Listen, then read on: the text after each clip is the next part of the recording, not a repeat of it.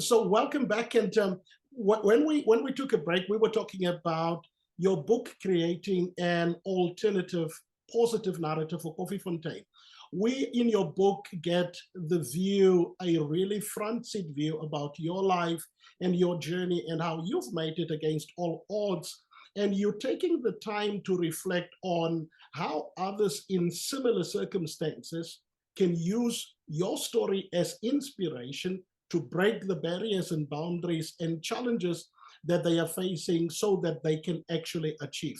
But what we are also seeing in your book is it is not just addressing Coffee Fontaine, it's addressing a dynamic of communities similar to Coffee Fontaine and creating new possibilities and bringing enablement that says to anybody who dares to believe in themselves that indeed you can. But not only are you creating that positive narrative, we've spoken to people who know you, who have been part of your journey, and we've asked them to review the book.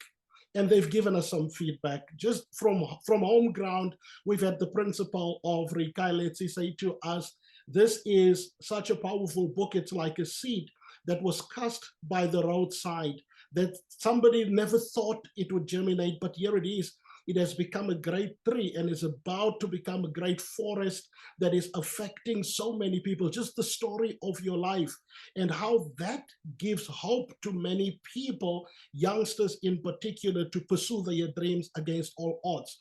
We've got a practicing engineer, one of the sons of Kofi Fontaine, was very successful at own right, Posaletse Mpesi, also saying it's an easy read.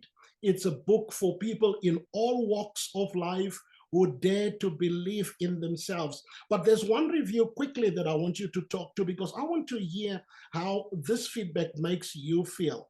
And that's a review by your former lecturer, Dr. Prinola. She's written a beautiful review about your life and a number of things. Do you mind reflecting on that just briefly for us? Oh, but of course, Dr. Prinola Govenden, I call her Dr. P most of the time. She's actually going to laugh when she sees this. Absolutely, absolutely love this woman.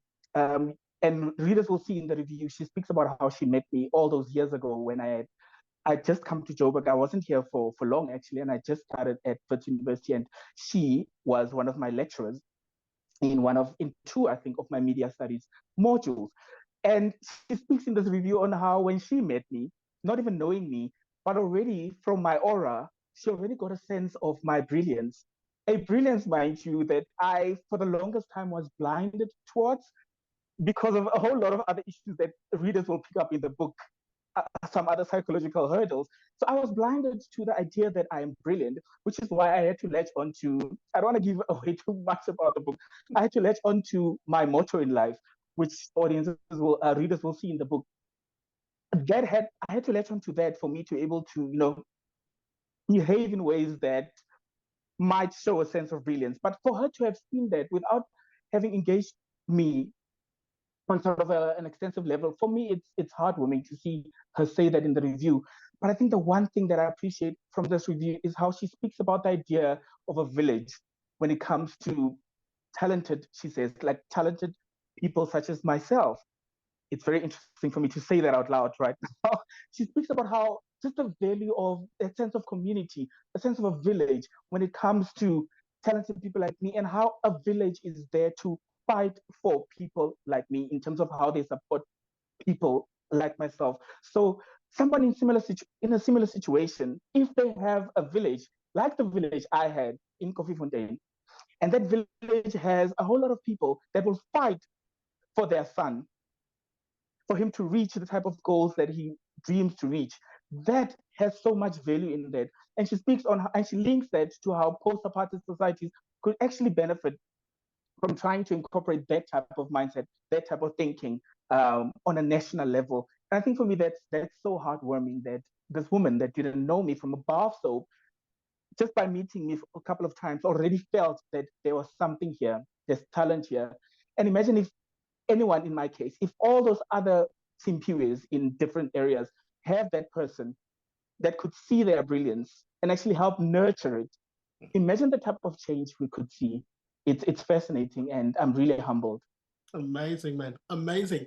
I want in the next segment, because we're doing like bite sizes, I want in the next segment for us to talk about how your book is taking the opportunity to actually unlock the potential of other Simphiwes out there, because it would be good to hear how practically you are planning to do this. A lot of people say a lot of things and have got great intentions and no delivery, no show. When we come back, let's talk about how this book is about to change not only the narrative of a community, but really unlock the potential of individuals and impact the future of Koffiefontein and many other Koffiefonteins throughout this nation.